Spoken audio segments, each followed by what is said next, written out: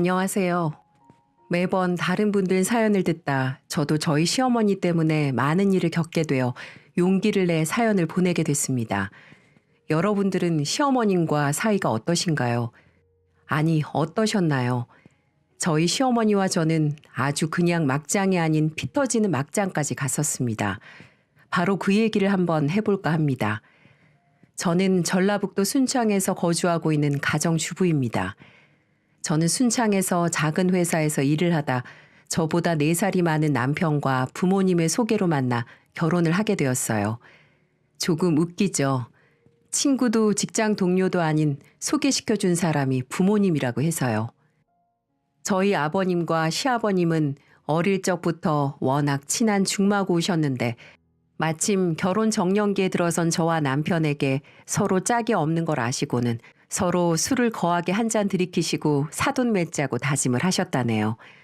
저보다 나이가 4살이나 많았던 남편은 같은 지역에 살았지만 학교도 같이 다녀본 적도 없고 나이 차가 있어 서로 인사를 한 번도 해본 적이 없었던 사이였어요. 그래서 남편에 대한 정보가 별로 없었는데 막상 만나보니 순둥이 같은 얼굴에다가 제 얼굴을 부끄러워 제대로 쳐다보지 못하는 걸 보고 그런 모습이 너무 귀엽고 순수해 보이더라고요. 그리고 만나면 만날수록 책임감 있어 보이고 성실해 보이는 모습에 저도 모르게 점점 빠져들고 말았어요. 그렇게 우리는 서로에게 호감이 생겨 9개월을 연애를 하다가 부모님들이 결혼을 강하게 밀어붙여 1년도 안 돼 결혼 준비를 하게 되었어요. 그 이후부터는 저희의 의견이 아닌 것처럼 양쪽 집안에서 결혼을 시켰다고 해도 과언이 아니죠. 우리가 결혼하겠다는 소리를 듣고 친정 아빠는 알아서 결혼식장을 예약해 버리셨고 시부는 상견례 장소를 예약해서 일사천리로 일이 진행이 되었거든요. 이후 저희는 친정집에 먼저 인사를 했고 그 다음은 시댁이 아닌 상견례 자리에서 시부모님과 시누이를 처음 만나게 되었습니다. 어머, 이름이 수연이라고 했죠? 이름처럼 엄청 단아하고 예쁘네요. 제가 벌써 며느리를 맞이하게 될 거란 생각은 못했는데 반가워요. 우리 잘 지내봐요. 네, 어머님. 이렇게 환영해 주셔서 너무 감사합니다.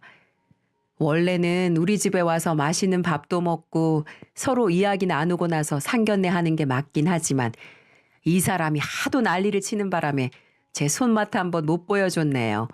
제가 음식을 정말 맛깔나게 잘하거든요. 그러니까 결혼 전이라도 언제 시간 되면 꼭 들러요. 내가 맛있는 밥 해줄게요. 네, 어머님. 언제든 불러주시면 제가 한 걸음에 달려갈게요. 우리 수연 씨는 성격이 엄청 씩씩해서 뭘 해도 되겠어요. 시모는 저에게 듣기 좋은 말을 해주고 있었고 곁에 있던 시부는 저희 친정아빠와 뭐가 그렇게 좋은지 하하 허허거리며 이야기를 하고 있었는데 정말 양가 어른들이 축복해주는 결혼은 상견례부터 즐겁다는 걸 알았어요. 그리고 남편에게는 나이 차이가 제법 나는 시누이가 하나 있었는데 예쁜 옷을 입고 있는 시누이는 얼핏 봐도 20살 중반 정도 되어 보였습니다. 20살 중반에 상견례라는 자리가 불편하게 느껴질 것 같아 제가 어색하지 않게 짧은 대화를 이어갔고 시누이도 웃으며 즐겁게 식사를 끝마쳤어요. 상견례가 끝나고 난 이후 남편은 저에게 할 말이 있다고 하더군요. 더 이상 숨기면 안 될 것 같다고 하면서 말이죠. 그러면서 절 근처 카페로 데리고 갔고 거기서 시댁에 숨겨진 가정사를 알 수 있었습니다. 수연 씨, 결혼하기 전에 아무래도 말을 하는 게 맞는 것 같아서 늦었지만 지금이라도 이야기를 해야 할 것 같아. 무슨 일 있어요? 혹시 나 모르는 빚이라도 있어요? 우리 아버지 초등학교 교감으로 재직하셨고 어머니는 다른 학교에서 교사로 근무를 하셨는데 암으로 투병을 하다가 돌아가셨어. 어머니가 돌아가시고 2년도 채 안 돼서 아버지가 재혼할 여자분을 데리고 오셨는데 그게 지금의 새어머니야. 재혼하신 지는 한 3년 정도 되셨고 내 여동생 봤지? 그래서 나랑 나이 차이가 10살도 넘어. 아, 안 그래도 어머님이 너무 동안이라고 생각했어요. 나는 그런 거 괜찮은데 성호 씨가 많이 힘들었겠네. 성호 씨는 괜찮아요? 나도 이제는 괜찮은 것 같아. 처음에는 많이 혼란스럽기도 했는데 역시 시간이 약이다 싶기도 하고 아버지가 좋아하시면 된 거겠지. 그래서 예전에 결혼 이야기를 할 때 솔직히 우리 집안 이야기를 못해서 미안하더라고. 아유, 난 전혀 상관없다니까요. 아버님이 혼자 계시는 것보다 새어머님이 곁에 계시는 게 훨씬 낫죠. 아무래도 자식이 해줄 수 있는 거랑 배우자가 해줄 수 있는 게 다르잖아요. 우리가 아무리 아버님 모시고 산으로 들로 다녀도 아버님은 새어머님이랑 마시는 커피 한 잔이 더 행복할 수도 있고요. 그러니까 그런 걱정은 하지 말아요.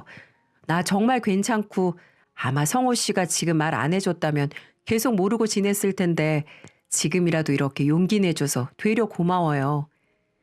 그 이후 친정아빠에게 전화를 해서 전후 사정을 들으니 남편의 말처럼 시부는 사별 후 기운 없이 지내시다가 지금의 새어머니를 만나 밝아지기 시작하셨고 결국 재혼까지 하셨다고 했습니다. 저도 친정아빠에게 말을 듣다 보니 시부의 곁에는 자식보다는 시모가 있는 게 최선이라는 생각을 하기 때문에 차라리 시모가 있다는 점이 고맙게 느껴졌습니다. 저희는 그렇게 무사히 양가의 축복 속에 결혼을 하게 되었어요. 신혼여행을 다녀와서 시댁에 인사를 하러 갔고 그날은 정말 상다리가 휘어지게 상차림이 준비가 되어 있더군요. 시모도 웃으면서 제 앞으로 고기 반찬과 잡채 등을 내밀었어요. 그날 시모가 저에게 너무도 살갑게 대해주신 덕분에 저도 시모와 제가 지금 이런 앙숙이 될 거라곤 생각도 못했습니다. 식사를 마치고 제가 과일을 씻고 있을 때 시모는 제 곁으로 오더니 슬며시 제가 씻고 있던 과일들 가져가시고는 조용히 말씀하시더라고요. 아, 혹시 내 이야기 성호한테 들었어요? 네, 어떤 거요? 나랑 우리 남편이랑 이야기요. 어머님이랑 아버님 어떤 이야기를 말씀하시는지 잘 모르겠어요. 어머님, 과일은 제가 씻을게요. 거실에 가서 쉬고 계세요. 먼저 저에게 본인의 재혼 사실을 물어보는 듯한 시모의 말에 알고 있다고 말을 하기가 좀 불편해서 모르는 척 자리를 떠났습니다. 이후 시모는 마치 저에게 눈치를 보는 것처럼 잘해주려고 애를 쓰셨죠. 정말 이상적인 시모처럼요. 제가 시댁에 가면 항상 음식을 준비해 두셨고 제가 맛있게 밥을 먹고 나서 설거지라도 하려고 하면 시누이와 본인이 하면 된다고 하시며 거실에 가서 남편과 함께 쉬고 있으라고 했습니다. 그것도 기분이 나쁘게 저를 내쫓는 게 아니라 여기는 우리 집 살림이니 내가 하는 게 맞아. 그러니까 우리 며느님은 거실에 가서 과일이라도 좀 먹고 쉬어요. 하시면서 다정하게 말이죠. 저도 시모가 이렇듯 저를 예뻐해 주시니 시모를 참 좋아했고 시어머니가 좋아할 만한 것들을 챙기기 위해 나름대로 애를 썼습니다. 어머님, 이번 주 목요일 시간 되시면 저랑 같이 계곡 보이는 백숙집 가실래요? 아버님도 같이요. 어머, 그럴까? 우리 며느님이랑 같이 가면 너무 좋지. 그럼 제가 모시러 올 테니까 준비 딱 하고 계셔야 돼요. 저는 결혼을 하고 난 이후 일을 그만두고 가정주부가 되었기 때문에 평일에도 시간이 여유로운 편이었습니다. 그래서 차가 없는 시부와 시모를 모시고 종종 드라이브도 가면서 저 나름대로 시댁에서 예쁨 받을 일들을 하곤 했는데 저는 그 백숙이 시모가 저를 끔찍이도 싫어하게 될 계기가 될 거란 생각은 못했어요. 그날은 하필 시부가 갑자기 은퇴한 교직원들 모임이 있다고 하며 약속을 펑크내는 바람에 시모와 저 둘이서 백숙집에 가게 되었고 남편에게서 시부가 오딱을 좋아한다는 말을 듣고 미리 오딱을 주문해뒀습니다. 그렇게 예약한 식당에 가서 음식을 기다리고 있는데 기분 좋게 앉아있던 시모는 음식이 나오는 순간 기함을 하며 저를 노려보기 시작했어요. 저는 도무지 이유를 알 수 없었고 시모는 그 자리를 도망가듯 나가버렸죠. 당황스러웠지만 황급히 시모를 따라갔고 시모는 저에게 들고 있던 핸드백을 집어던지며 생각지도 못한 말을 하기 시작하더군요. 야, 네가 날 무시하는 건 알았지만 이렇게 지독하게도 날 괴롭힐 줄은 몰랐다. 아주 내가 죽기라도 바라는 거야? 네? 저는 어머님이 왜 이렇게 화를 내시는지 모르겠어요. 뭐가 마음에 안 들기라도 하시나요? 너는 내가 옷 알레르기 있는 거 모르니? 아니, 적어도 생각이 있는 애라면 저런 건 시키기 전에 물어보기라도 했었어야지. 아, 저희 가족들이 오딱 알레르기가 없어서 그런 알레르기가 있는지 몰랐어요. 죄송해요. 저는 남편한테 아버님이 오딱을 좋아하신다고 들어서 일부러 미리 주문을 해둔 건데 미처 어머니께 여쭤보지 못했어요. 정말 죄송해요. 역시 그럼 그렇지. 너 내가 재혼한 것도 알고 있었지? 알면서 그런 거지? 그래서 나 이렇게 무시하고 아래 것으로 보는 거 아니냐? 어차피 난 재혼한 제대로 된 시어머니도 아닌 그런 사람이니까. 아니에요, 어머님. 저 어머니께 잘 보이려고 일부러 나오자고 한 건데 옷 알레르기라는 게 있는지도 몰랐어요. 됐다, 됐어. 내가 오늘 하루로 이런 말 하는 거 같니? 재혼이라는 자격지심에 일부러 너한테 잘하려 했던 내가 바보다, 바보. 나도 너한테 잘해줄 필요도 없는 것을 오늘에 알았네. 나는 택시 타고 갈 테니까 너는 네 시애비가 좋아하는 옷 딱 포장해서 가져다 주면 되겠구나. 시모는 그렇게 말을 하고 뒤도 안 돌아보고 콜택시를 불러서 가버렸습니다. 제가 시모에게 말한 것처럼 저는 정말로 그런 알레르기가 있는 걸 몰랐습니다. 그저 저는 잘하고 싶었을 뿐인데 시모가 화를 내고 가버리시니 한편으로는 억울하기까지 했어요. 하지만 알레르기라는 게 사람에 따라서는 목숨까지 위험할 수 있는 것이다 보니 그저 제 잘못이라 생각하며 그날 밤 시모에게 장문으로 죄송하다는 사과의 내용까지 보냈지만 시모는 읽고도 답이 없으셨어요. 더군다나 그날 이후 제 전화는 받지 않으셔서 주말에 시댁에 찾아가게 되었는데 시댁에 도착을 하니 설거지가 잔뜩 쌓여 있는 겁니다. 어머님, 괜찮으세요? 문자도 전화도 안 받으셔서 걱정돼서 왔어요. 혹시 그날 일로 아직 화가 나 있으신 게 아닌가 걱정돼서요. 난 괜찮아. 그보다 저기 설거지 좀 해줄래? 내가 손이 이래서. 시모는 손에 반깁스를 하고 있었고 저는 화들짝 놀라 괜찮으시냐고 물었고 인대가 조금 늘어난 거라고 하는 말에 안심하며 그 많던 설거지를 다 하고 저녁 식사 준비까지 하고 있었어요. 식사 준비를 다 마치고 남편과 저녁 약속을 가기 위해 나가려다 저는 시부를 마주쳤는데 뒤에서 시모가 우리 며느님 저녁 먹고 가지. 이거 내가 다 만들었는데 하며 말을 하더라고요. 저는 그 순간 무슨 말인가 하는 표정으로 멍하니 있다가 시부도 밥 먹고 가 하는 말에 남편과 저녁 약속이 있다고 말을 하고 나왔는데 어쩐지 기분이 싸했습니다. 그리고 그 이후로도 시모는 종종 손목 인대가 늘어났다고 하며 저를 집으로 부르기 일쑤였죠. 그렇게 몇 번을 당하다 보니 어쩐지 이상한 생각이 들었고 그때부터 저는 시모에게 대들기 시작했습니다. 예, 나 오늘 일이 좀 바쁜데 집에 와서 너희 시아버지 밥 좀 해주렴. 어머님, 저도 저희 집 살림하느라 바빠서 안 될 것 같아요.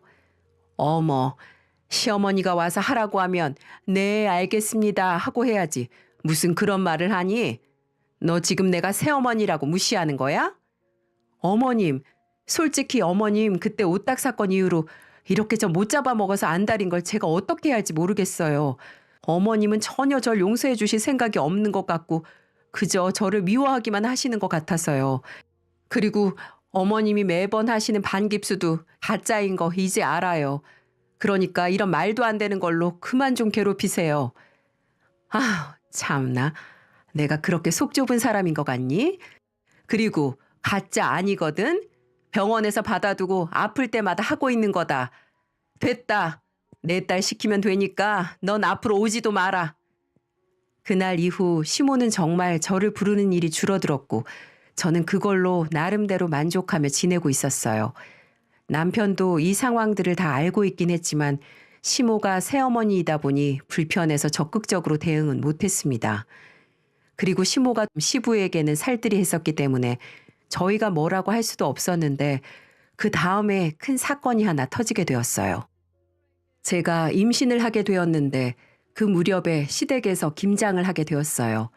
저는 당시 임신 6개월 차였고 시모는 임신한 저에게 김장 김치에 수육을 먹자고 하며 시댁으로 불렀습니다. 하필 제가 그 당시 먹덧이라고 해서 계속 식욕이 당기는 입덧을 한 상황이었는데 또 그 김장김치의 수육이 너무 먹고 싶어서 시댁으로 가게 되었어요. 설마 임신한 며느리에게 김장을 시킬 거란 생각은 하지도 못한 채로 말이죠. 시댁에 도착했더니 절여진 배추김치들이 가득 쌓여 있고 그 옆으로는 갖은 양념들이 있었습니다. 왔니? 내가 준비는 다 해뒀으니 그거 절인 배추에 치대기만 하면 돼. 그 정도는 할 수 있겠지? 네? 제가요? 그럼 네가 하지. 다리 아픈 우리가 하리? 아니, 임신 중인 제가 이걸 하라고요?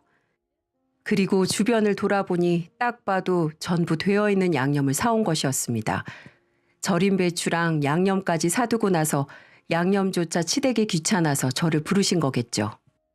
그 와중에 몇 개는 이미 김장김치를 완성해서 수육까지 준비를 해뒀고 막걸리까지 기가 막히게 한 상을 준비해뒀더라고요. 딱 자기들 먹을 것만 해서요. 시모는 이번에 다리에 반깁스를 하고 있었고 시누이는 한쪽 손에 반깁스를 하고 있었죠. 제가 어이가 없어서 멍하니 있는 사이 두 사람은 김장김치를 쭉 찢어서 수육에 싸서 먹고 있더라고요. 저는 그 상황이 너무 웃겨서 그 자리에서 푸하하 하며 소리를 내서 웃어버렸네요. 어이가 없네. 아니 이번에는 다리를 다치셨어요?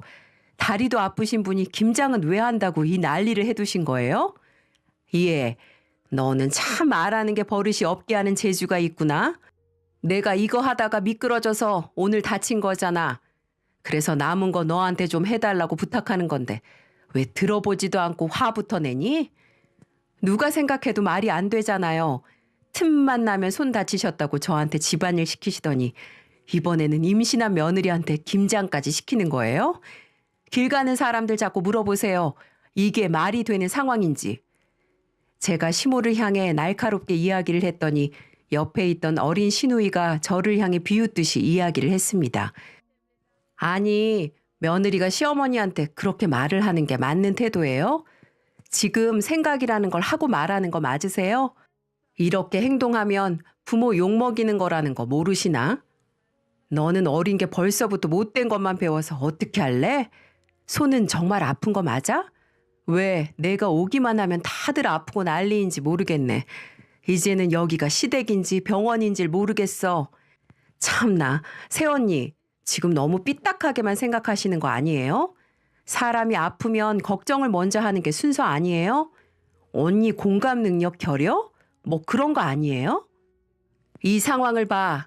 너는 네가 임신해 있는데 김장하라고 부르면 좋겠니? 이게 뭐 하는 짓이야? 시누이를 향해 제가 닥달하고 있을 때 시모는 다들 하는 임신 갖고 유난 떨지 마. 싸가지 없는 게 지금 누구한테 대들면서 훈계질이야? 하며 김장김치를 제 얼굴을 향해 힘껏 던져버렸고 차가운 김치는 그대로 제 머리통에 닿았습니다. 너무 화가 나고 짜증나서 저도 반격을 하려고 했어요. 그래서 일어나서 김치를 들려고 할 찰나 갑자기 누군가가 나타나서 저 대신 복수를 해주었습니다. 그분은 다름 아닌 시부였습니다. 저를 대신해 시부가 갑자기 집 안으로 다급하게 들어오더니 큰 소리를 지르시며 시모의 면상에다가 커다란 김장김치 하나를 팍 하고 집어던져 버렸습니다. 제가 머리에 맞은 것과 달리 시모는 면상에 맞아 머리로 김치 국물이 뚝뚝 떨어지고 매운 양념이 눈 안으로 다 들어가 버렸죠. 야! 여보, 이게 뭐 하는 짓이야? 당신이야말로 이게 뭐 하는 짓이야? 집안이 너무 소란스러워서 조용해지면 들어오려고 한참을 듣고 있었는데 내가 사돈 얼굴을 볼 낯이 없네. 임신한 며느리한테 김장시키고 당신은 편하게 앉아서 먹고 있는 게 말이 돼? 당신 정말 못 배워먹은 건 알았지만 어떻게 사람이 이렇게까지 못 배워먹었나 몰라. 아니 여보, 나도 이 집의 어른인데 따박따박 말대꾸하고 싸가지 없이 나오는데 그럼 가만히 있어요? 조용하지 못해? 우리 며느리가 당신이랑 잘 지내보려고 그렇게 노력하고 애를 쓰는데 왜 사춘기 애들처럼 행동을 하는 거야?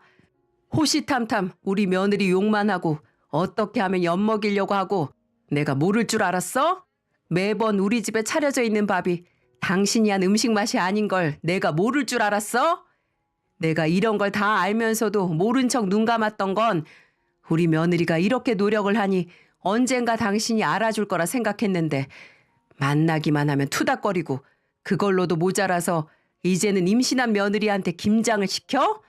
그것도 당신은 꾀병을 부리면서 이게 시험이 아니 인간이 할 짓이야. 아우 여보 그렇다고 와이프 얼굴에 김치를 던져요? 내가 그렇게 만만해? 그리고 내가 왜 꾀병이야? 아까 미끄러졌다고. 그거 잡아주다가 우리 딸도 손목 삐끗한 거고. 그럼 병원에 같이 가보면 되겠네. 지금 나를 못 믿는다는 거예요? 그래. 사람 뼈가 그렇게 잘 부러진다는데 누가 믿겠어? 지금 가보자고. 이거 거짓말이면 당신 길바닥에 나 앉을 줄 알아. 시부는 시모를 잡아 끌기 시작했고 시모는 무릎을 꿇고 시부에게 아픈 게 거짓말이라며 잘못했다고 하며 빌기 시작했습니다. 그러면서 저한테도 미안하다고 하며 제가 본인을 무시하는 것 같아서 그랬다고 하며 사과를 하더라고요. 저는 시모를 용서할 마음이 없어서 화장실에 가서 머리를 대충 씻고 곧장 저희 집으로 돌아갔고 워크숍을 다녀온 남편은 제 이야기를 듣고 아주 노발대발하며 화를 냈고 당장 시모를 찾아간다고 하는 걸 겨우 말렸습니다. 아무래도 시부가 저를 위해서 화를 내어주기도 했고 결혼 이후 처음으로 보는 화가 난 모습의 시부가 시모를 단단히 혼을 냈을 거라 생각했기 때문이에요. 이날 이후 남편도 저를 절대로 시댁에 혼자 보내지 않겠다고 약속을 했고 그 일이 있고 며칠이 지나서 시부가 저희를 시댁으로 불렀습니다. 내가 우리 며느리한테 정말 볼 낯이 없구나. 내 친구가 얼마나 귀하게 키운 딸인지 누구보다 잘 아는데 남자가 여자들 일에 나서면 안 되는 거라 생각을 해서 그동안 너무 힘들게 한 것 같구나. 그동안 눈치 없이 굶뜬 시애비 때문에 많이 힘들었지. 네 시엄마한테 내가 단단히 일러두었으니 앞으로 우리 집에 오면서 네가 힘든 일은 없을 거다. 진작에 내가 나서서 정리를 해줬어야 하는 부분인데 임신까지 한 몸으로 힘든 일 겪게 해서 정말 미안하구나. 아버님 아니에요. 저는 괜찮습니다. 그리고 이 사람이 너한테 할 말이 있다는구나. 뭐해 당신? 수연아, 내가 정말 미안하다. 나는 네가 나를 재혼했다고 무시하는 것만 같아서 그랬어. 어제 네 시아버지랑 이야기하면서 내가 정말 잘못된 생각을 갖고 살았다는 걸 알게 됐다. 사람은 누구나 실수를 할 수 있으니 네가 용서해 주기를 바랄게. 다시 한번 진심으로 미안하구나. 시모도 시부의 재촉에 그 자리에서 저를 향해 사과를 했고 저는 앙금이 남아있기는 했지만 시부를 봐서라도 그 자리에서 용서를 하기로 했습니다. 그리고 오래 지나지 않아 시모가 왜 그렇게 기가 팍 꺾였는지를 알게 되었어요. 알고 보니 시부가 시모가 하고 다니는 행실이 옳지 않고 집안 대소사를 믿고 맡길 수가 없다고 해서 경제권을 다 뺏었다고 하더라고요. 그러다 보니 그날 이후에는 제게 전에 했던 행동과는 180도 달라졌습니다. 어떻게든 시부에게 잘 보이고 싶어서 이제는 제게 잘 좀 봐달라고 애원을 한답니다. 수연아, 이거 백화점에서 너한테 잘 어울려서 하나 사봤는데 어때? 마음에 들어? 수연아, 애기 태어나면 유모차 필요하지? 그거 내가 하나 주문했거든. 우리 손주 태어나는데 이 새해미가 돼서 그런 정도의 선물은 사줘야지. 나 잘했지? 수연아, 몸도 무거운데 걸레질을 왜 하니? 애 놀래겠다. 임산부는 이렇게 힘든 일 하면 안 되는 거야. 이 시애미가 할 테니까 저기 가서 TV 보고 있어. 이따가 내가 밥도 맛있게 해줄 테니. 이렇게 전에 내가 알던 시모가 맞나 싶을 정도로 전혀 다른 분이 되셨어요. 그리고 갈 때마다 제가 좋아하는 음식들이 한가득이고 저를 보면서 어찌나 살갑게 웃어주는지 사실 지금 상태로만 보면 저희 시댁의 최고 권위자는 딱 저인 것 같았어요. 이후 저는 건강한 딸아이를 낳았고 지금은 2년 정도 지났네요. 저희 시모는 여전히 시아버지에게 경제권을 뺏기고 필요하신 돈을 받아가면서 생활하고 계세요. 이제는 포기하셨는지 경제권 달라는 말씀조차 안 하시고요. 그리고 얼마 전에 다시 김장을 하는 날이 왔어요. 김장을 하면서 어머님이랑 저랑 얼마나 웃었는지 몰라요. 바로 2년 전 김치 사건 때문이었죠. 수연아, 그때 너 내가 김치 던져버렸을 때 네 얼굴에 김치 묻은 걸 보고 얼마나 웃겼는 줄 아니? 웃음 참느라 혼났다야 얘. 암튼 그때 생각만 하면 내가 왜 이리 속아지가 없었는지 모르겠다. 다시 말하지만 그땐 정말 미안했다. 내가 생각해도 도가 지나쳤어. 아니에요, 어머님. 저도 잘한 거 없는걸요. 따박따박 말대꾸에 하나라도 지지 않으려고 어머니 화를 돋군 건 바로 저였는걸요. 저도 어머님 입장에서도 며느리가 그렇게 나오면 화가 많이 났을 거예요. 그러니 이제는 우리 앞으로 싸우지 말고 잘 살아요. 그 대신 제가 잘 모실게요. 그렇게 우리는 김장을 다 담근 다음 김치에 수육에 거기에 막걸리까지 어머님과 잔뜩 취하도록 이런저런 얘기를 하며 보냈답니다. 그리고 이제 2살이 된 손주도 손수 기저귀도 갈아주시기도 하고 목욕도 시켜주시고 얼마나 이뻐하는지 몰라요.